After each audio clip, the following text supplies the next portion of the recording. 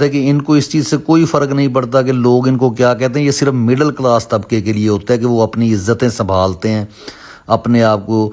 चाहते हैं कि उनके घरों की इज़्ज़तों की तरफ किसी की आंख ना उठे,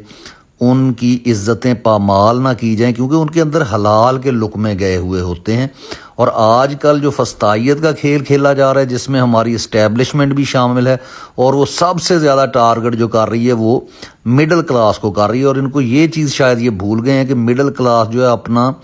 बदला ज़रूर लेती है, क्योंकि वो इसी इज़्ज़त के लिए तो जीते मरते हैं, वो इसी हलाल की वजह से जीते हैं, हलाल कमाते हैं। और आजकल ज़िंदगी जो तंग हुई है वो सिर्फ इन लोगों पर है जो हलाल कमाना चाहते हैं और अपने बच्चों को भी यही सिखाना चाहते हैं कि हलाल और हराम में